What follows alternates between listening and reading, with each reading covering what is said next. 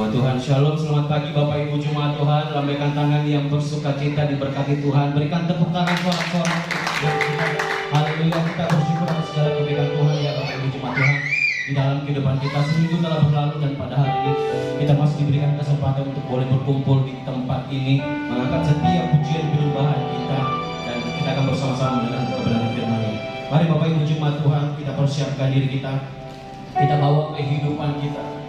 Kita nyatakan syukur kita melalui pujian penyembahan kita. Kita ingin mempercaya Tuhan hadir di tempat ini menjamah setiap kita. Amin. Bapak Ibu Jemaat Tuhan, mari kita satu di dalam doa. Tuhan Yesus Bapa dalam kerajaan sorga yang kami sembah anakmu Yesus Kristus, kami bersyukur Tuhan Yesus untuk segala kebaikan Tuhan, berkat pemeliharaan Tuhan yang nyata di dalam kehidupan kami. Engkau begitu baik di dalam kehidupan kami Tuhan Yesus. Pada hari ini kami ada bukan karena hebat kami, bukan karena kekuatan kami, semata-mata karena kasih anugerah Tuhan, kemurahan Tuhan di dalam kehidupan kami.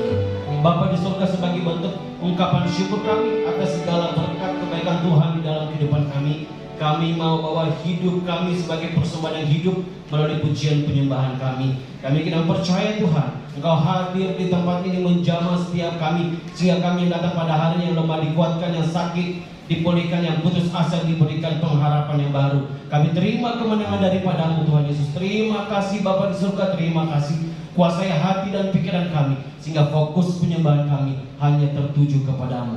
Terima kasih Bapa di surga, terima kasih. Kami buka ibadah kami di dalam nama Tuhan Yesus. Haleluya. Amin. Mari Bapak Ibu Jemaat Tuhan, kita berikan tepuk tangan untuk Tuhan kita. Haleluya. Pujian syukur kami.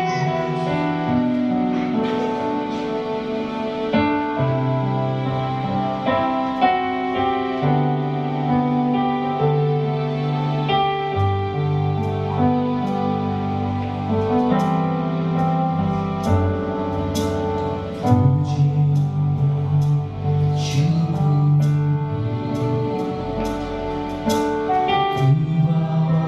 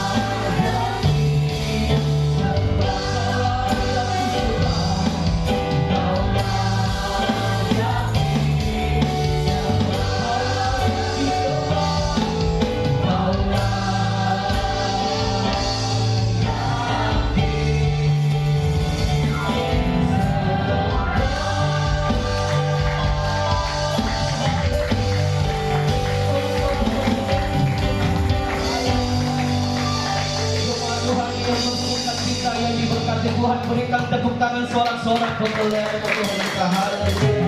Mari kita naikkan syukur kita untuk Tuhan kita. Mari kita bersorak-sorak untuk Tuhan kita.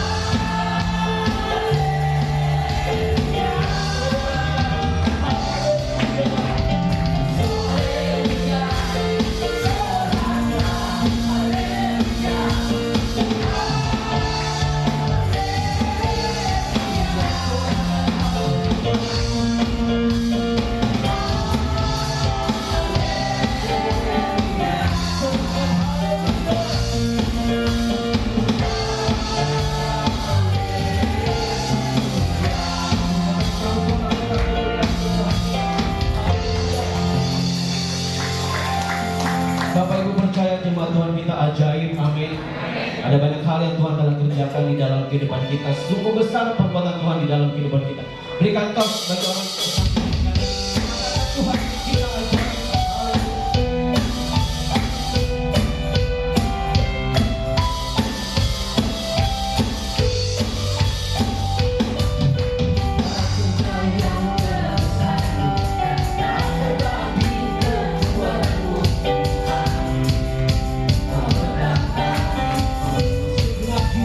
Berharapan,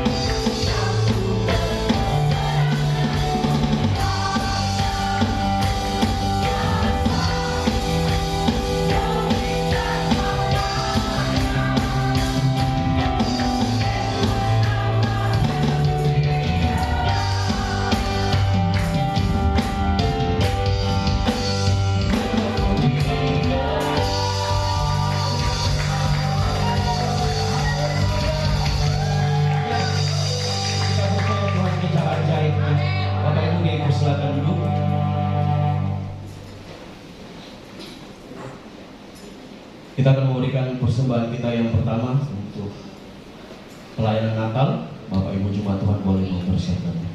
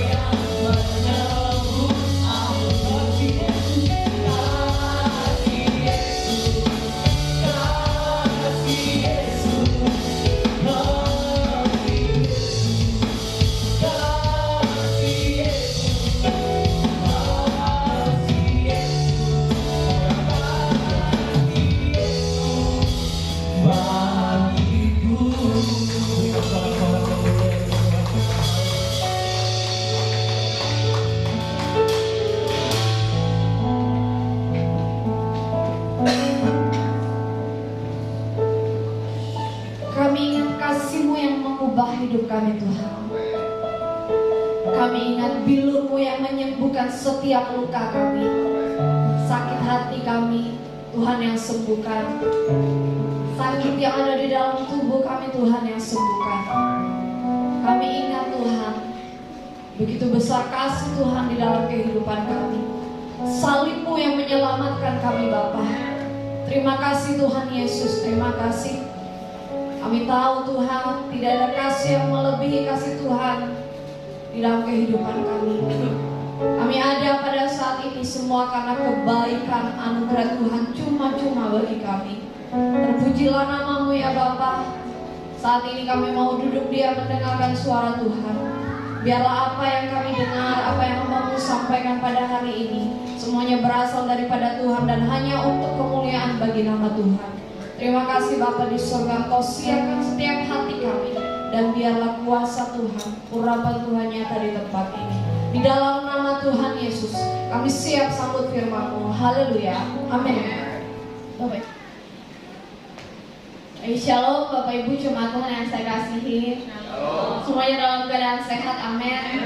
Puji Tuhan, kita boleh sakit tapi Tuhan sembuhkan. Kita boleh mengalami kekurangan tapi puji Tuhan, Tuhan cukupkan. Apapun yang kita alami, kita bersyukur Tuhan tidak pernah meninggalkan kita. Karena kita adalah anak-anak Tuhan yang telah Tuhan pilih. Dan Tuhan berjanji bahwa Tuhan akan menyertai, mencukupkan, dan tidak akan pernah meninggalkan kita. Puji Tuhan, Bapak Ibu jemaat Tuhan, sebelum kita lebih lanjut kepada dahulu mengucapkan terima kasih untuk pelayanan sekali lagi yang dipercayakan bagi saya untuk menyampaikan firman Tuhan. Saya percaya semua ini adalah anugerah Tuhan. Terima kasih. Saya juga ingin mengucap syukur karena Tuhan sudah menyertai saya secara khusus dalam pendidikan. Saya berterima kasih, saya sangat bersyukur kepada Tuhan dan terima kasih kepada Bapak Gembala, Ibu Gembala, dan seluruh jemaat Tuhan yang selalu mendoakan saya, memberikan saya semangat dan selalu membantu saya dalam keadaan apapun. Saya ucapkan terima kasih. Tuhan Yesus memberkati. Saya ingin menyampaikan bahwa mungkin ya saya tidak tapi ini belum pasti karena saya sudah selesai pendidikan, jadi mungkin saya akan pulang dulu. Mungkin ini kali terakhir dalam tahun ini saya berbicara, membawa firman bagi kita bagi jemaat GBI Anugerah. Saya baru melihat tanggal tadi pas sampai di gereja, baru melihat kalender, ternyata minggu depan itu sudah bulan yang baru. Jadi orang tua saya panggil saya pulang, katanya pulang dulu. Kalau saya secara pribadi kalau mau jujur saya mau di sini saja. Ya, tapi saya mohon maaf, saya katanya harus pulang dulu. Nah, terus saya bilang nanti kalau misalnya saya sampai sana, Ibu, bagaimana kalau saya mau balik? Katanya, iya, pulang saja dulu katanya. Jadi harapan saya, doa saya kalau Tuhan izinkan, saya tidak bilang ini kali terakhir, tapi saya bilang kali terakhir dalam tahun ini. Siapa tahu tahun depan balik begitu. Jadi saya tidak pamit ya Bapak Ibu. Saya sekalian pamit atau bagaimana? Saya bingung. Saya bilang sama kakak saya, kalau mau panggil saya pulang, bayar tiket saya. Saya bilang, saya ada uang, tapi itu uang untuk hidup saya di sini. Jadi kalau mau panggil saya pulang, kan orang tua saya, ibu saya bilang, oke, kalau mau Desember balik boleh. Tapi kakak saya bilang, pulang. Ya sudah. Bilang kalau mau ini panggil saya pulang, siapkan tiket. Jadi ini saya masih ijazah belum keluar, jadi masih saya tunggu. Kalau misalnya keluar dalam minggu ini, kemungkinan tanggal 2 itu mungkin pergi. Iya, berat ya Bapak Ibu ya, antara peperangan apa ini begitu. Tapi saya tetap berdoa sama Tuhan ya begitu. Karena saya bilang sama mentor saya di kampus, kenapa Tuhan tidak bilang langsung saja supaya saya tidak pusing.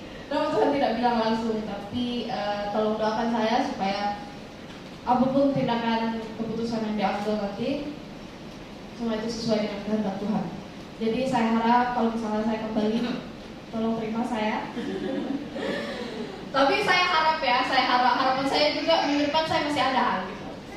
Karena belum ada juga ciri-ciri transferan ya. Tapi kalau saya pergi, saya pasti berpamitan. Baiklah, kita langsung kepada firman Tuhan. Mari kita membaca di dalam Lukas pasal 7 ayat 36 sampai yang ke-50. Lukas pasal 7 ayat 36 sampai yang ke-50.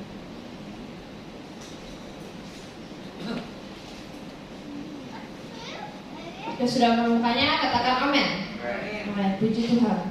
Kita baca bersama-sama, atau saya akan baca untuk kita. Bapak Ibu boleh membaca dalam hati atau memperhatikan Alkitab. Lukas 7 ayat 36 sampai 50, firman Tuhan berkata. Lembaga Alkitab memberikan judul Yesus diurapi oleh perempuan berdosa. Firman Tuhan ayat 36. Seorang Farisi mengundang Yesus untuk datang makan di rumahnya. Yesus datang ke rumah orang Farisi itu lalu duduk makan.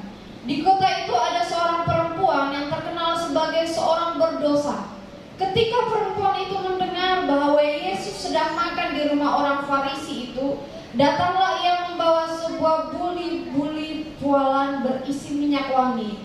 Sambil menangis, ia pergi berdiri di belakang Yesus dekat kakinya, lalu membasahi kakinya itu dengan air matanya dan menyekanya dengan rambutnya.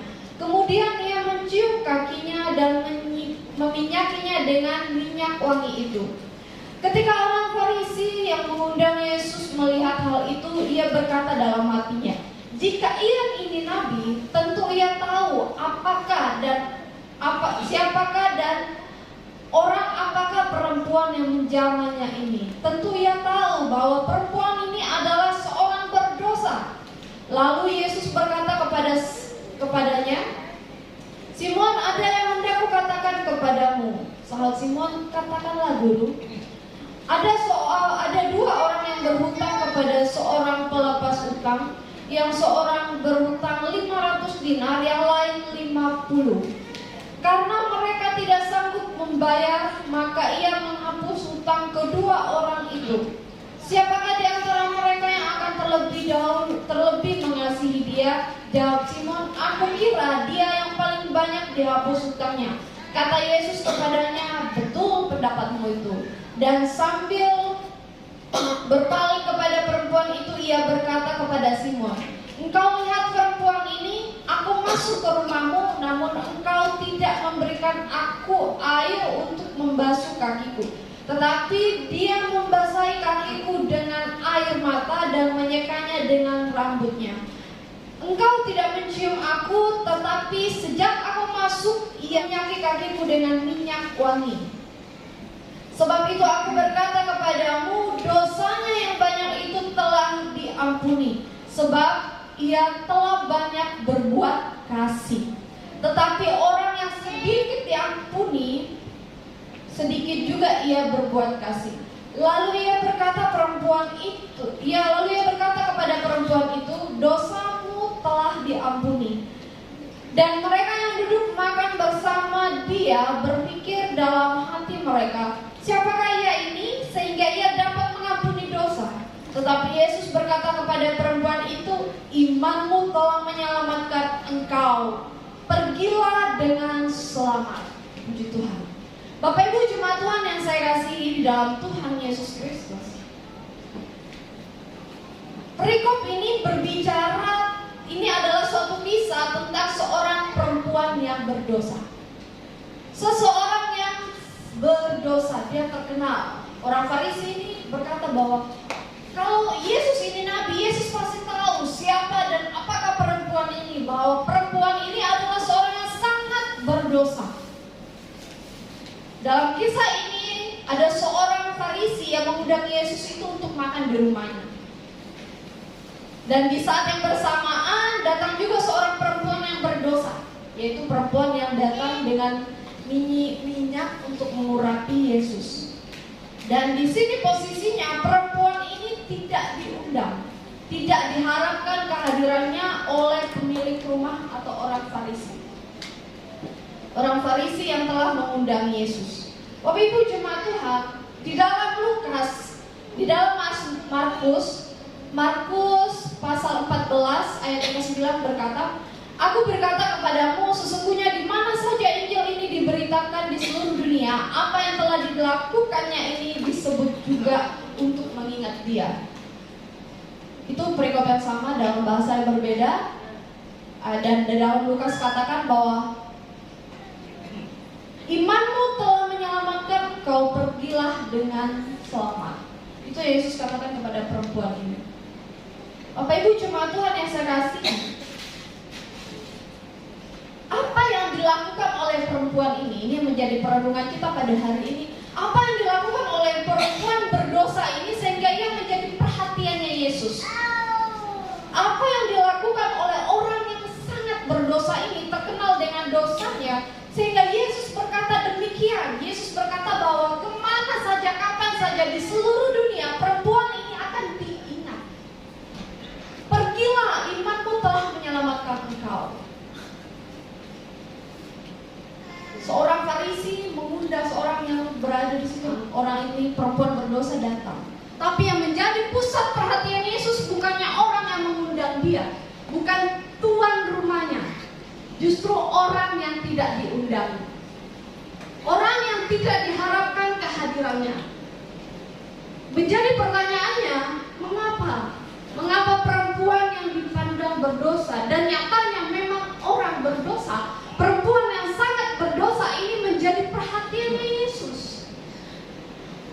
Apa yang telah perempuan ini lakukan sehingga Yesus berkata bahwa imanmu telah menyelamatkan engkau, pergilah dengan selamat? Apa yang dilakukan oleh perempuan ini sehingga Yesus berkata kemana saja Injil ini diberitakan, ini juga diberitakan untuk mengingat perempuan ini? Itu yang menjadi perenungan kita. Yang pertama yang dilakukan oleh perempuan ini ialah datang sebagai orang berdosa. Perempuan ini datang sebagai orang berdosa. Satu-satunya cara datang kepada Yesus adalah mengakui bahwa saya dan Bapak Ibu adalah orang berdosa dan butuh pertolongan Tuhan. Hampiri dia dengan kejujuran. Yang selalu Bapak Gembala tekankan kalau saya perhatikan dalam khotbah yaitu jujur. Seberapa banyak dari kita hamba-hamba Tuhan, orang-orang yang telah dipilih oleh Tuhan bisa jujur bahwa kita orang berdosa? Perempuan ini datang sebagai orang yang berdosa, mengakui keberadaan kita sebagai orang berdosa. Mungkin Tuhan mengatakan bahwa saya orang berdosa yang butuh pertolongan Tuhan, itu bisa kita katakan, semua kita bisa katakan.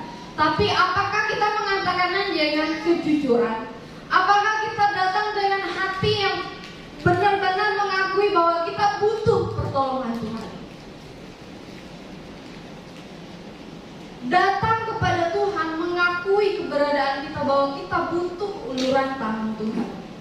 Banyak orang yang merasa mengakui keberadaannya sebagai orang berdosa, tapi belum tentu hatinya. Bisa saja hatinya berpikir bahwa bahkan pikirannya, saya sudah banyak melayani, banyak orang bertobat karena Injil yang saya sampaikan. Jadi di mana saya sudah dimenangkan oleh kita sudah dimenangkan oleh Tuhan. Darah Yesus telah menyelamatkan kita. Ingat, salibnya yang menyelamatkan kita. Tapi sadarilah bahwa sedetik saja kita bisa jatuh di dalam dosa. Kita perlu datang kepada Tuhan sebagai orang yang berdosa, mengakui bahwa kita butuh pertolongan Tuhan. Jangan datang kepada Tuhan berpikir bahwa saya sudah banyak melayani, saya setiap hari pelayanan, saya setiap hari melayani musik, saya setiap hari penginjilan. Tidak ada hari-hari saya tanpa doa. Saya tidak melakukan aktivitas lain selain berdoa. Datang dengan kesombongan rohani. Itu yang menjadi permasalahan orang-orang yang mengakui bahwa, yang mengklaim bahwa dirinya itu terlalu benar di hadapan Tuhan. Kesombongan secara lahiriah itu banyak. Kita sombong, saya memiliki ini, saya memiliki contoh, saya memiliki istri yang cantik, saya memiliki pacar yang gagah, saya memiliki banyak jabatan saya ini dan itu. Sudah biasa. Tapi kesombongan yang paling bahaya yang harus kita waspadai adalah kesombongan berhubungan dengan rohani. Kesombongan yang menganggap bahwa kita suci, terlalu kudus. Jadi datang dengan merasa bahwa saya paling pantas. Dia tidak pantas melayani Tuhan, hidupnya penuh dengan dosa. Saya yang pantas. Saya beraktivitas selalu berhubungan dengan Alkitab. Apakah bisa dikatakan bahwa hati kita itu rendah di hadapan Tuhan? Apakah bisa dikatakan hati kita bersih di hadapan Tuhan jika kita memiliki pemikiran atau kesombongan yang seperti itu? Perempuan ini datang dengan sebagai orang yang berdosa. Dia mengakui dia tidak pantas. Dia mengakui dia tidak layak di hadapan Tuhan. Karena itulah Yesus memperhatikannya sampai Yesus ambil perumpamaan, jika ada orang yang berhutang, yang satu banyak, yang satu dikit, kemudian tempat dia mengutang itu melunasi hutangnya. Siapa yang paling dikasih? Itu orang yang paling banyak utangnya. Bapak Ibu jemaat Tuhan, apa yang dilakukan oleh perempuan ini sehingga yang menjadi pusat perhatian Yesus, sehingga Yesus berkata bahwa imanmu telah menyelamatkan engkau. Yang kedua ialah datang dengan apa adanya. Apa adanya datang kepada Tuhan. Bapak Ibu jemaat Tuhan, kalau kita memperhatikan firman Tuhan ini, perempuan ini bisa dikatakan datang dengan persiapan. Apa saya katakan dengan persiapan? Dia membawa minyak yang mahal, minyak wangi, dan memberikan semuanya itu untuk Tuhan. Datang dengan apa adanya. Apa adanya. Jangan datang dengan apa adanya. Datang dengan apa adanya. Jangan kita datang dengan karena ada apa. Bapak Ibu jemaat Tuhan, perempuan ini datang dengan membawa segala persiapannya dan memberikan semuanya untuk Tuhan. Apa yang ada pada kita pada hari ini, apa yang kita miliki pada saat ini, datang kepada Tuhan dengan apa adanya. Jadi jangan dibuat-buat. Kalau kita orang berdosa, datanglah kepada Tuhan mengakui bahwa kita orang berdosa. Kita butuh pertolongan Tuhan. Kita tidak bisa tanpa Tuhan. Kalau engkau sombong, engkau datang kepada Tuhan, datanglah dengan kesombongan. Nah, percayalah bahwa Tuhan tidak suka orang sombong. Perempuan ini datang dengan segala persiapannya. Pertanyaannya, seberapa banyak dari kita atau berapa dari kita yang datang dengan persiapan kepada Tuhan? Ataukah kita hanya datang asal-asalan saja? Ataukah kita mempersiapkan hati kita, pikiran kita, semuanya datang kepada Tuhan dengan persiapan dan memberikannya untuk Tuhan? Bukan hanya secara material. Perempuan ini datang dengan minyak wangi dan memberikan semuanya untuk Tuhan. Mau datang memberikan perpuluhan, persembahan, persepuluhan dan lain sebagainya, datang berikan untuk Tuhan. Apakah semuanya itu benar-benar dipersiapkan? Apakah hati kita benar-benar dipersiapkan untuk diberikan kepada Tuhan? Kita belajar dari perempuan ini bahwa dia datang dengan apa yang adanya. Dia datang dengan segala keberadaannya sebagai orang berdosa. Dia datang dengan apa yang telah ia siapkan untuk Tuhan. Kemudian selanjutnya ialah perempuan ini datang dengan kerendahan hati. Kerendahan hati. Dia datang untuk memuliakan Tuhan lewat perbuatannya, bukan menonjolkan diri. Bapak Ibu jemaat Tuhan, datang dengan membawa diri untuk memuliakan Tuhan lewat perbuatannya, bukan untuk menonjolkan diri. Minggu lalu saya dapat pertanyaan dari dosen. Dia berkata demikian. Pertanyaannya itu seperti ini: ketika engkau melakukannya, apa yang menjadi pusat perhatian orang-orang? Engkau atau Yesus?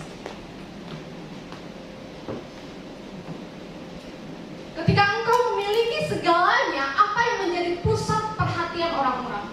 Apa yang orang-orang lihat di situ? Engkau atau Yesus? pikiran saya langsung kemana-mana.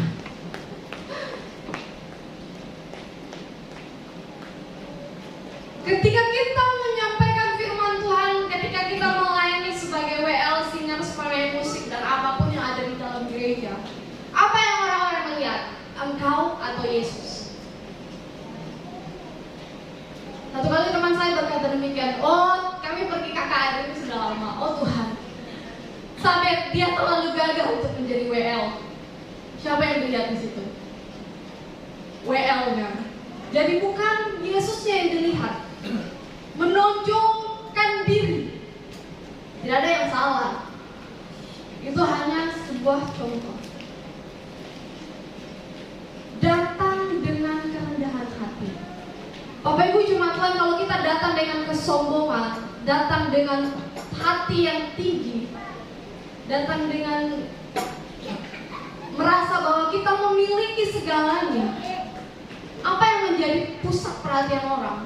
Apakah orang akan melihat kasih Yesus itu ada dalam diri kita? Ataukah orang-orang hanya melihat, oh dia sempurna, dia punya segalanya? Firman Tuhan berkata bahwa orang yang merendahkan diri itu akan ditinggikan. Itu kata firman Tuhan. Jadi waktu kita datang untuk menonjolkan diri, bukan untuk menyembah Tuhan atau memuliakan Tuhan lewat apa yang kita lakukan, apakah Tuhan akan meninggikan kita? Firman Tuhan juga berkata, siapa yang meninggikan diri akan direndahkan.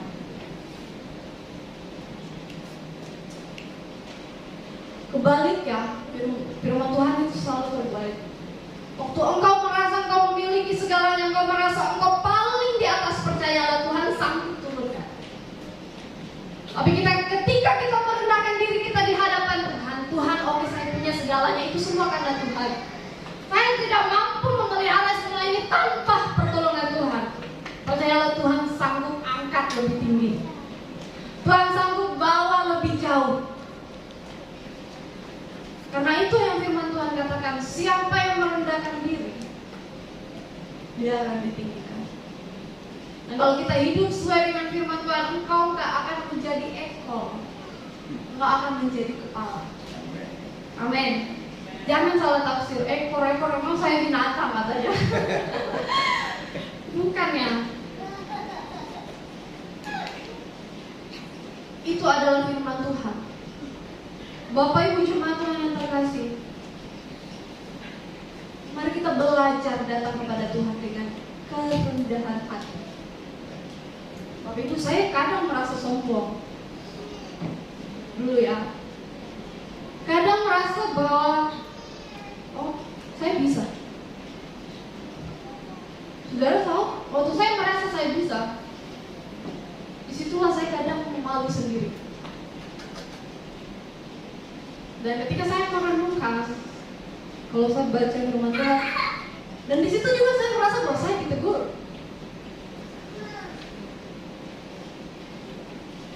Makanya saya berkata bahwa hidup, kenapa serumit ini?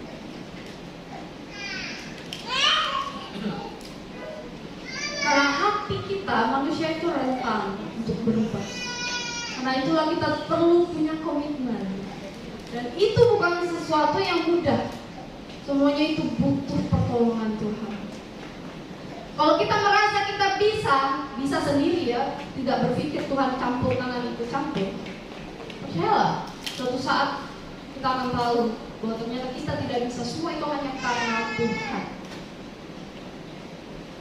Perempuan ini datang dengan mengakui dia sebagai orang berdosa,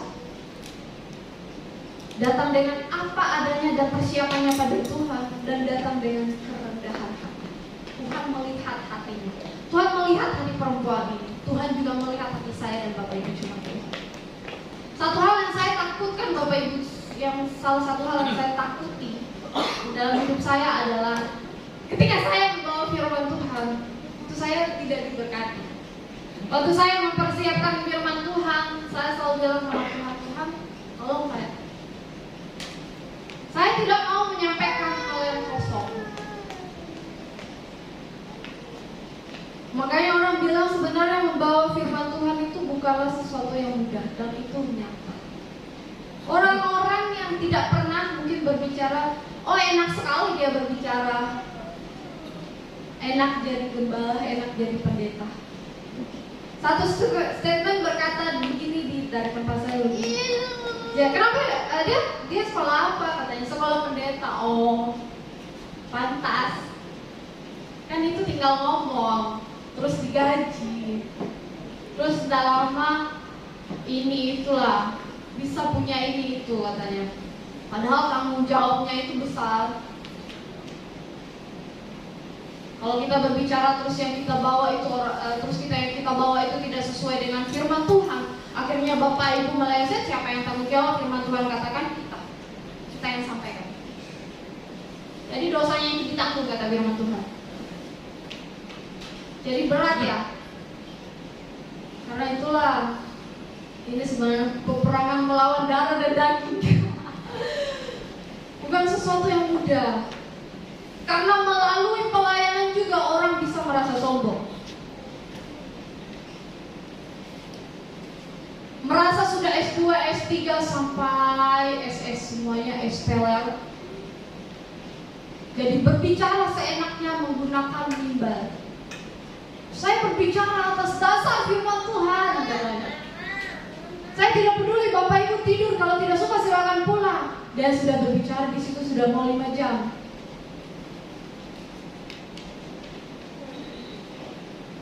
Bicara apa terlalu banyak. Semakin tinggi pendidikan, bukannya semakin bijak, malah semakin ini tidak jelas. Tapi Reza tidak begitu.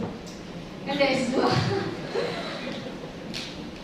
Datang dengan kerendahan hati, merasa diri sudah memiliki pendidikan yang banyak, merasa diri sudah SS dan lain sebagainya, berbicara seenaknya itu sombong. Oke, kita ambil waktu hidup di dunia, Yesus berbicara lama sekali, tapi berbeda dengan kita yang sekarang.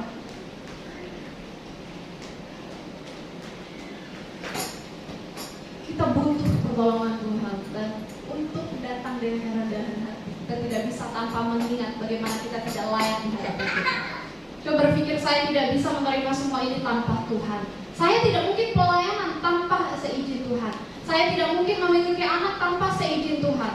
Sadari semuanya bahwa semua itu semata-mata karena kasih Tuhan. Kita bisa memiliki mobil, motor, dan lain sebagainya, bisa bayar kos, semua karena Tuhan. Jadi jangan sombong. Apa yang mau disombongkan? Kita hanya setipis daun yang paling tipis lah di mata Tuhan. Bahkan iblis dengan mudahnya akan menjatuhkan kita waktu kita sombong. Iblis lihat celahnya. Iblis mungkin melihat kita rajin sekali beribadah, pelayanan, renungan setiap hari, bangun berdoa, pelayanan, penginjilan. Hampir tidak ada celah untuk iblis masuk di dalam kehidupan kita. Tapi ketika dia melihat ada kesombongan, dia bisa masuk. Nah, firman Tuhan katakan, Tuhan tidak suka orang sombong. Perempuan ini selanjutnya dia datang dengan hati yang hancur. Datang dengan hati yang hancur. Sekali lagi, Tuhan menolak dan tidak suka orang jongkak. Dia meninggikan orang yang rendah hati. Sadari bahwa apa yang kita miliki semuanya hanya karena kemurahan Tuhan. Perempuan ini datang dengan hati yang hancur.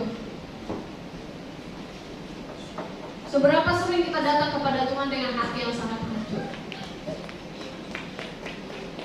Waktu kita mengalami sakit, kita datang kepada Tuhan. Tuhan, saya tidak bisa, Tuhan, tolong saya. Hancur. Ketika kita mengalami kegagalan di dalam apapun itu, pekerjaan, bisnis, pelayanan, kita gagal, datang dengan hancur.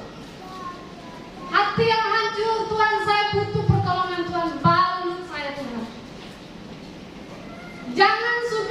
kehidupannya hancur, bermasalah di mana-mana, datang lagi kepada Tuhan dengan marah-marah. Tuhan, kenapa ini terjadi?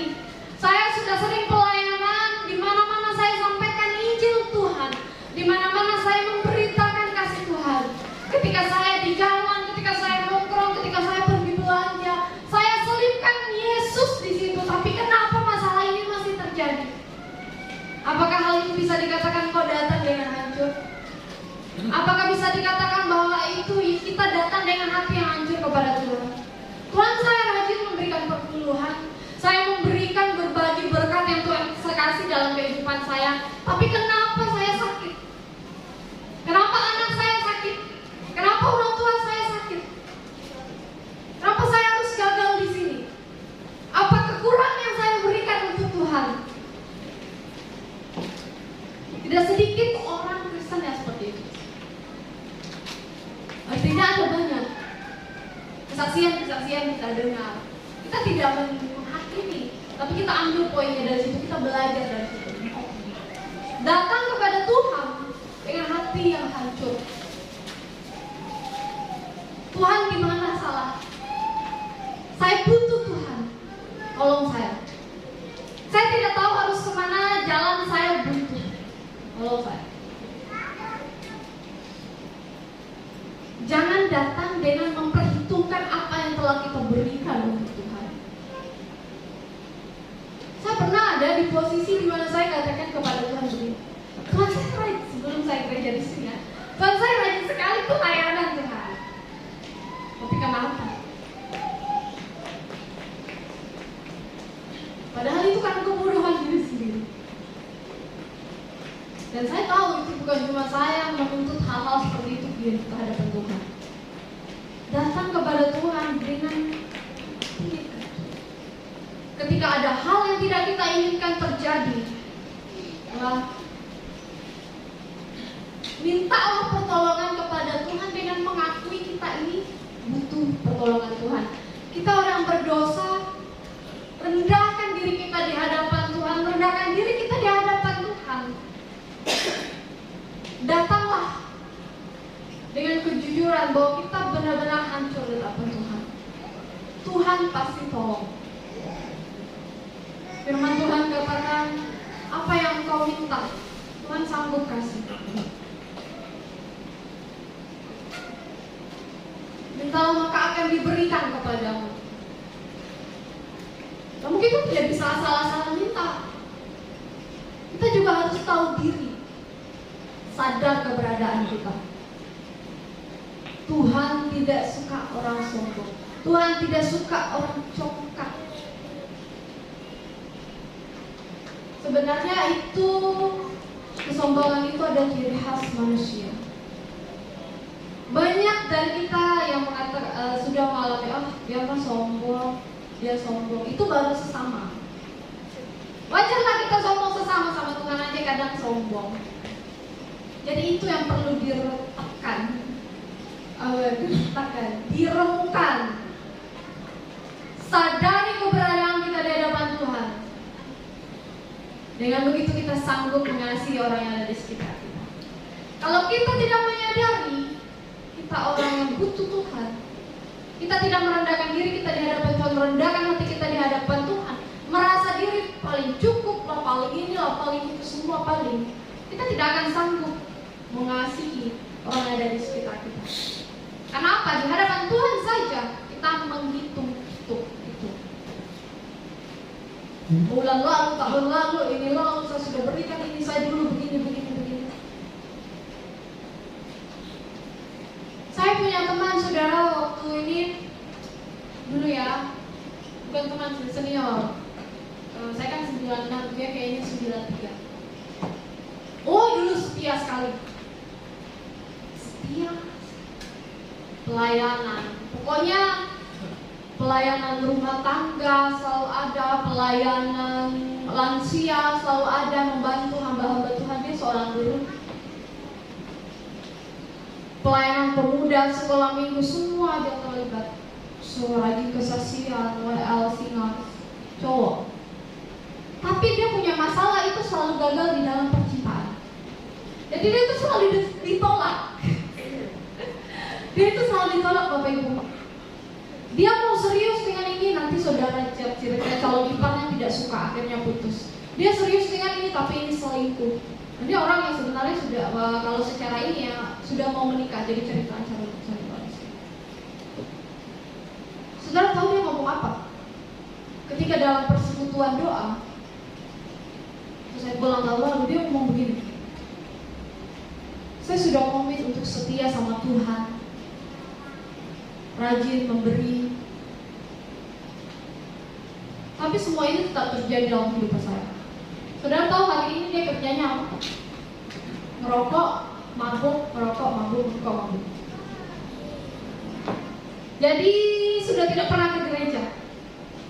Minggu lalu teman saya telepon, saya tanya kan, itu di mana sekarang? Saya kan mau pulang ini, itu di mana sekarang? Siapa tahu dia bisa di ini gitu, kan? Siapa tahu nanti jadi calon gitu. Enggak, bercanda. Kan biasa kalau di kampung itu ada istilah itu. Teman saya lama-lama pulang, udah lama menikah. Tapi saya tidak. Dia bercanda, saya ungkit di mana dia sekarang. Teman saya bilang begini, dia sudah tidak pernah ke gereja. Jangankan ke gereja, orang pergi berdoa di rumahnya saja dia keluar. Saudara lihat anak Tuhan yang dulunya yang kita lihat sangat setia kepada Tuhan, karena persoalan yang dihadapi marah sama Tuhan. Itulah hamba-hamba Tuhan selalu katakan, kalau ada masalah jangan marah sama Tuhan. Tapi sebenarnya hamba Tuhan juga kadang sering marah sama Tuhan. Marah sama Tuhan. Padahal di situ mungkin hati. Kembali lagi komitmen. Proses hidup. Itu firman Tuhan katakan di dalam waktu itu. Sebab itu siapa yang menyangka bahwa dirinya teguh berdiri, hati-hatilah supaya ia jangan jatuh. Atau engkau merasa dirimu kuat, hati-hati supaya kita jangan jatuh. Sayang sekali. Saya sedih mendengar waktu itu, tapi saya pikir waktu itu hanya mungkin sebentar, nanti juga ini. Tapi ternyata sampai sekarang, itu baru 1 hari lalu saya menelpon sama teman saya, ceritanya seperti itu. Kenapa Mbak, nanti saya pulang saya injil ya? Enggak. Jadi Bapak Ibu cuma Tuhan, apa yang saya mau sampaikan dari ini? Datang kepada Tuhan dengan hati-hati. Kalau dia berpikir bisa datang kepada Tuhan dengan menghitung apa yang telah diberikan, dia tidak akan pernah sadar betapa dia membutuhkan pertolongan Tuhan. Berpikir bahwa semua itu terjadi, semua kehendak Tuhan, disakiti. Kayaknya itu terlalu sering disakiti. Jadi hal ini bukan hanya sekedar tentang percintaan ya, menang-menang muda, tapi di dalam kehidupan orang tua, keluarga, kita mungkin disakiti oleh orang-orang di sekitar kita. Jangan marah sama Tuhan. Datang kepada Tuhan, Tuhan hati saya sakit Tuhan. Tolong saya. Karena apa Bapak Ibu jemaat Tuhan, yang sanggup menenangkan kita itu hanya Tuhan, Roh Kudus. Amin. Roh Kudus yang kita izinkan bekerja dalam hati kita, dalam hidup kita. Waktu kita marah, saya punya teman saudara, bukan teman, saya kan punya seseorang. Saya kalau marah begini ya, berdoa, ayo berdoa, ayo berdoa. Apa? Berdoa waktu marah. Tapi ternyata di situ saya bisa melihat, kita bisa belajar bahwa ketika kita emosi kita sedang tidak stabil, coba tenang. Tenang kemudian datang kepada Tuhan. Tuhan sanggup perdagang segalanya.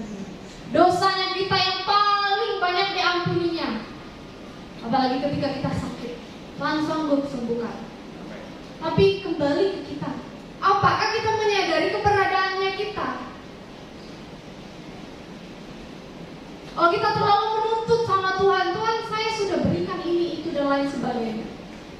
Kalau saya jadi Tuhan, atau mungkin Pak Gembala juga kalau kita datang minta sesuatu dengan menuntut, saya kan dulu begini, saya kan begini, kira-kira ditolong nggak? Secara manusia, secara lahiriah, pasti ada juga kesalahannya. Perempuan ini datang yang kelima ialah keinginan untuk melayani. Datang dengan keinginan, kerinduan untuk melayani. Karena mungkin ini khotbah saya yang terakhir di sini, poinnya banyak. Hanya hamba yang paling rendah yang bertugas untuk mencuci kaki tamu di zaman itu. Jadi kalau ada tamu, kakinya dicuci. Tapi Bapak Ibu, apa yang diambil oleh perempuan ini? Perempuan ini melayani Yesus dengan menjadi hamba Allah yang paling rendah. Menyeka kaki Yesus dengan air matanya, kata firman Tuhan, dan mengurapinya dengan minyak.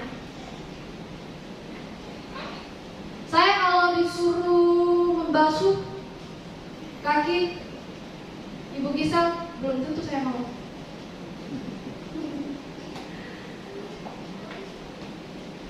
Bapak Gembala kalau misalnya disuruh basuh kaki saya, izin Pak Gembala, belum tentu Bapak Gembala mau. Walaupun saya tahu Bapak Gembala sanggup melakukan apa saja, rela melakukan apa saja.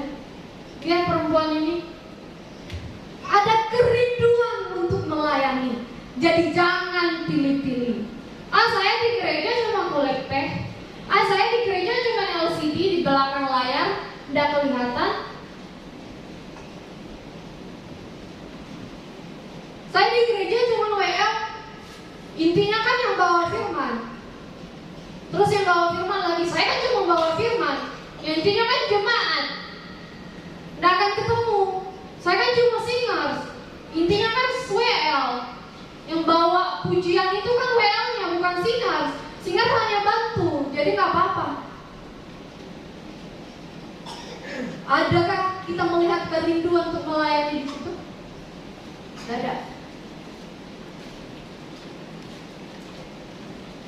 Datang ke gereja, datang kepada Tuhan dengan kerinduan untuk melayani. Dan pelayanan bukan hanya di gereja, dimanapun kita berada. Saya kan seorang guru, kenapa saya harus menyampaikan kasih kepada anak-anak di sekolah? Saya kan hanya sebagai seorang karyawan, kenapa saya harus menyampaikan Injil itu kepada orang-orang yang ada di sekitar saya? Saya salut sekali sama Bapak Smirna. Izin Pak, kalau kesaksiannya tentang waktu dia bawa Grab, itu selalu bawa menceritakan Yesus kepada penumpang. Itu apresiasi sekali. Karena belum tentu orang-orang yang percaya pada Tuhan, hamba-hamba Tuhan, pelayan-pelayan Tuhan sanggup melakukannya. Apalagi kalau lagi bete dan langsung capek dengan kerjaan, aduh, boro-boro mau menceritakan kasih Yesus, mau menyapa orang itu saja malas.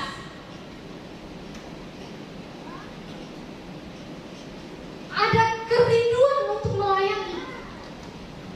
Selalu kita dengar pelayanan bukan hanya tentang kita di gereja, karena pertempuran sesungguhnya waktu kita berada di luar. Oke? Tapi yang menjadi perhatian kita kan waktu kita di gereja juga.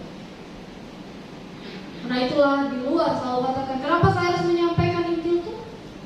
Kan kalau saya jadi Pak Smirna, kenapa saya harus menceritakan Yesus? Kenapa saya harus mendoakan orang yang kerasukan?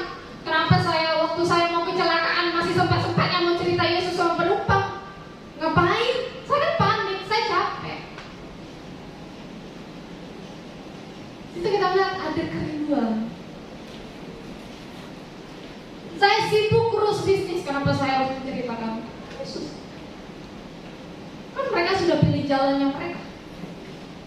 Dia sudah pilih berpaling dari Yesus. Dia kan memang dari sananya sudah percaya sama Yesus. Dia kan dulunya percaya sama Yesus, tapi sekarang sudah enggak. Jadi kenapa capek-capek cerita lagi? Kan dia juga tahu. Tidak ada kerinduan. Jadi hanya mau selamat sendiri. Perempuan ini datang dengan kerinduan, ada keinginan untuk melayani Tuhan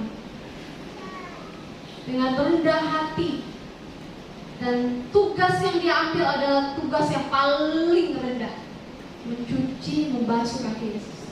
Saya ingat saya pernah dibasuh kakinya waktu saya maba. Mungkin Reza ingat pertama kali saya datang di Makassar kan ada ospek kalau kita kuliah.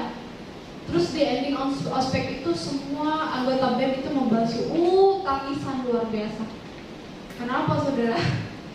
Waktu kita ke ospek ada sakit hati kan, kita dibentak dan lain sebagainya. Tapi mereka membasuh kaki kami, membersihkannya dengan lap, ada kain dan lain sebagainya. Jadi saya tahu rasanya bagaimana kalau waktu kita dibasuh. Mungkin yang membasuh itu biasa saja ya. Saya tidak tahu bagaimana yang membasuh kaki saya waktu itu. Tapi saya yang paling tersentuh. Jadi sedikit saya katakan bahwa saya bisa membayangkan bagaimana perasaan Yesus, hati Yesus waktu dia dibasuh oleh perempuan ini dengan air mata dan diurapi dengan minyak. Karena saya pernah mengalami bagaimana kaki saya dibasuh, dibersihkan. Itu kami semua duduk. Jadi ceritanya itu yang terjadi, bukan ceritanya. Kami ada ember masing-masing, kaki kami dibasuh dan dielap. Itu tersentuh sekali. Perempuan ini mengambil tugas yang paling rendah, menyeka kaki Yesus dengan air matanya dan minyak. Hamba Tuhan, ada gereja-gereja tertentu disuruh bawa kantong persembahan, nggak mau. Karena katanya apa? Itu kan bukan tugas saya. Padahal sama pelayanan itu. Itu saya lihat sendiri. Kalau saya bilang saya lihat sendiri, berarti itu tahu ya dari mana ya? Dari gereja asal saya. Datang dengan kerinduan dan mengambil tugas yang paling rendah. Padahal semuanya sama di mata Tuhan. Cuman kita yang manusia yang sering membeda-bedakan, ada kelas-kelasnya. Tuhan cuma ketawa senyum lewat kita. Semuanya itu sama. Mau kau jadi WA, mau kau jadi singkat, mau kolektor, asal semuanya sama. Karena justru orang yang menyampaikan khotbah setiap hari itu belum tentu hatinya beres, belum tentu hidupnya beres. Bisa saja orang yang membawa kolektor, kalau Tuhan datang dia yang duluan terangkat, tertinggal, malu dong. Perempuan ini datang dengan iman. Apa yang dilakukan oleh perempuan ini sehingga Yesus berkata dia akan selalu diingat ketika Injil ini diberitakan? Apa yang terjadi?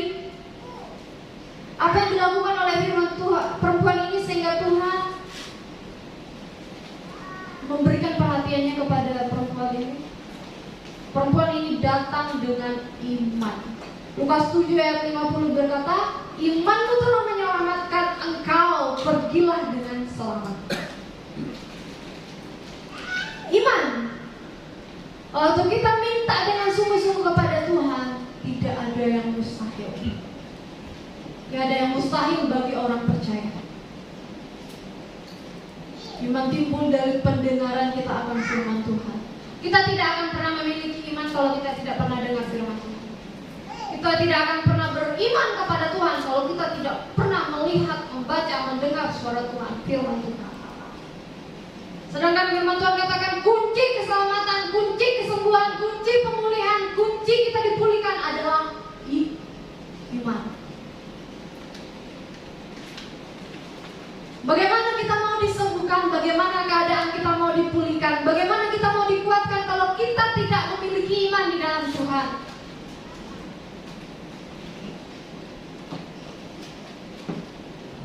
Kita mengalami sakit parah, tapi tidak mau berdoa, marah sama Tuhan. Bagaimana mujizat itu bisa terjadi kalau tidak ada iman? Nah, bagaimana kita bisa memiliki iman kalau yang kita tidak suka pada firman Tuhan? Tersinggung waktu firman Tuhan disampaikan. Gara-gara khotbahnya Pak Pendeta ini minggu depan tidak mau datang gereja. Banyak yang seperti itu ya. Salah satunya saudara kan? Tidak ya? Datang dengan iman. Perempuan ini dengan penuh keyakinan datang kepada Tuhan, mengaku keberadaannya sebagai orang berdosa, rendahkan dirinya di hadapan Tuhan, mengambil tugas yang paling rendah yaitu membasuh kaki Yesus. Imannya penuh pada Yesus sehingga Tuhan katakan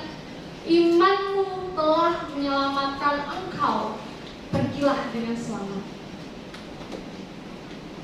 Imanmu telah menyembuhkan engkau, pergilah dengan selamat. Dahsyat Tuhan. Imanmu telah menyembuhkan sakitmu, keluarlah dari rumah sakit.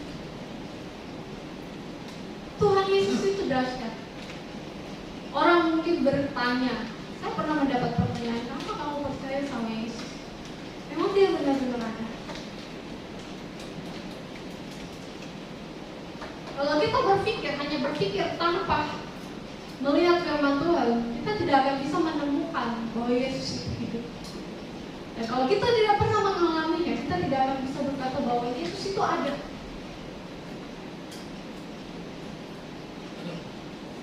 Kemudian perempuan ini datang dengan penyembahan.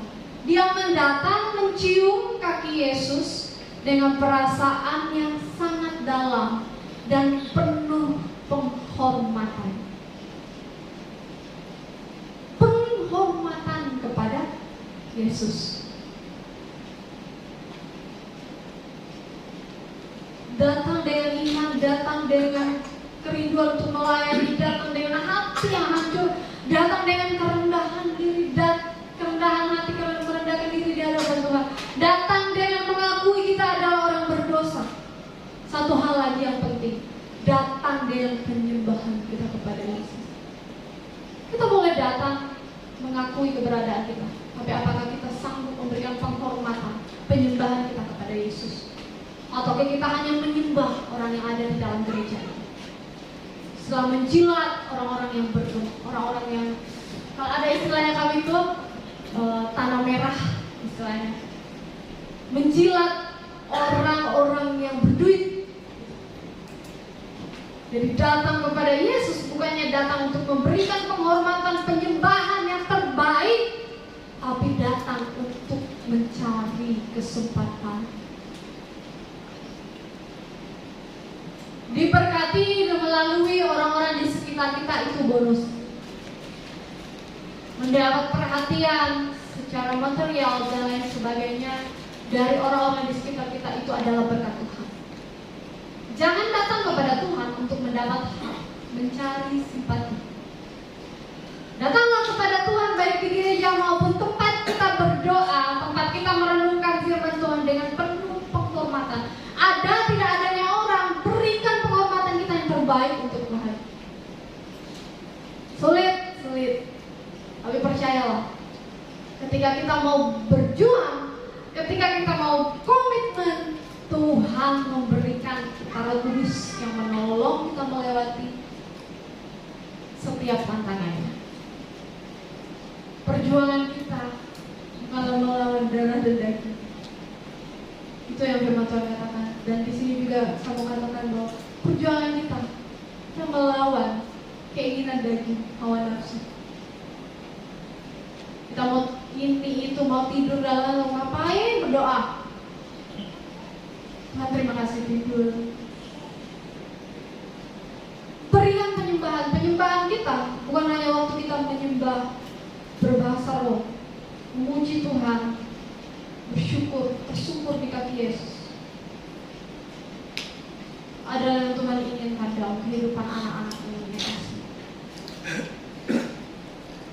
Mazmur 51 ayat 19 berkata, korban sembelihan kepada Allah ialah jiwa yang hancur, hati yang tata dan remuk tidak kau pandang hina ya Allah. Ini kata pemazmur. Jadi hati kita yang hancur, hati kita yang telah dipatahkan oleh dunia, oleh orang-orang yang ada di sekitar kita, diremukkan keberadaannya kita, Tuhan tidak pandang hina. Asalkan kita datang dengan penuh kepada Tuhan, serahkan semuanya kepada Tuhan, percayalah Tuhan tidak menghina kita. Engkau berdosa, engkau tidak layak di hadapanku, engkau itu hatimu itu nggak beres, enggak. Datang kepada Tuhan, serahkan semuanya. Tuhan sanggup pulihkan, Tuhan sanggup sembuhkan, Tuhan sanggup balut setiap luka. Itu yang firman Tuhan katakan. Allah tidak menghina kita. Jadi jangan malu datang kepada Tuhan. Kalau yang di tempat asal saya, banyak orang yang sudah lari keluar dari gereja dan kemudian ketika dikunjungi mau dipanggil kembali untuk datang bersekutu, saudara tahu jawabannya? Sudahlah, hidup saya sudah begini, saya minum-minum saja sekarang. Buat apa datang ke gereja? Buat apa datang berdoa? Dia merasa bahwa ketika dia datang di gereja, dia sudah tidak layak lagi. Percayalah, ketika kita datang kepada Tuhan, Tuhan tidak menghina. Saudara punya teman yang sedang hilang arah, bawa pada Tuhan. Sampaikan firman Tuhan, Tuhan tidak memandang hina kita. Apapun keadaan kita, apapun yang telah kita perbuat, Tuhan tidak memandang hina kita. Tuhan mau menolong kita. Dia mengulurkan tangannya, tinggal kita yang angkat tangan. Dia berkata, datang, saya tunggu kamu, saya tunggu. Tuhan selalu menunggu kita. Kita hanya perlu datang. Oleh karena itu datang, bawa orang-orang yang kita kasihi, yang sedang hilang arah. Datang, katakan, Tuhan sedang menunggu. Tuhan tidak menghina engkau. Tuhan tidak pandang engkau orang hina. Tuhan tidak pandang engkau sebagai apa. Tuhan tidak melihat latar belakangmu. Tuhan tidak melihat siapa kau. Tuhan sedang tunggu kamu. Datang pada Tuhan. Demikian firman Tuhan. Tuhan Yesus memberkati. Saya minta Bapak Gembala boleh membawa kita di dalam doa.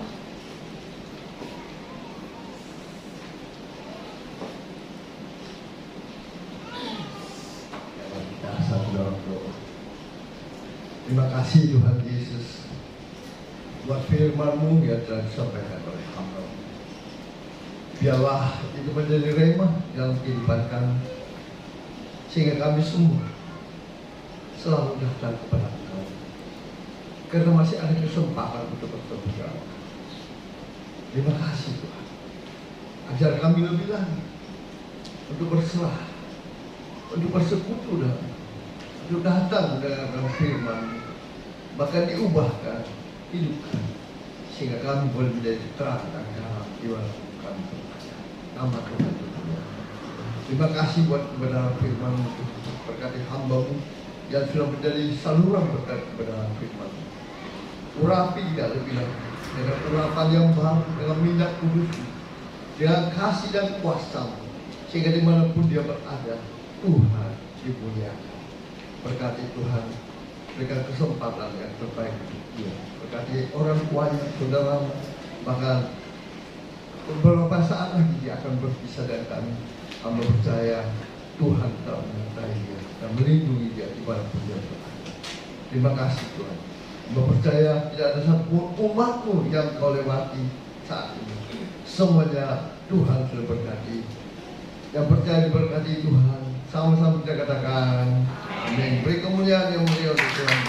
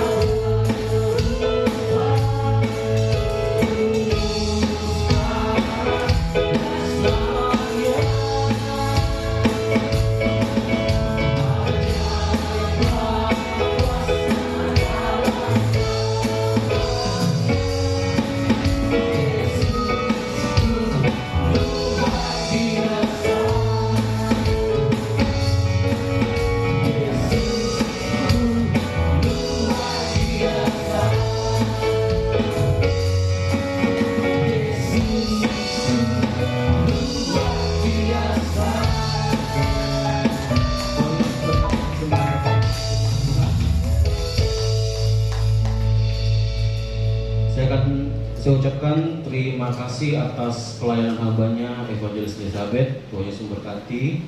Saya ucapkan terima kasih juga atas kehadiran Bapak Ibu Jemaat Tuhan yang boleh hadir beribadah bersama-sama di tempat ini. Tuhan Yesus memberkati. Dan kita akan mendengarkan beberapa pengumuman untuk kita perhatikan bersama. Minggu depan di bulan yang baru Bapak Ibu Jemaat Tuhan kita akan kembali beribadah di tempat ini ya. Kita akan kembali beribadah di lantai 3 ya Bapak Ibu Jemaat Tuhan. Minggu depan ada perjamuan kudus ya Bapak Ibu Jemaat Tuhan. Boleh bergabung bersama-sama dalam ibadah minggu ya, dan kita akan dilayani oleh Bapak Pendeta Frans Joseph.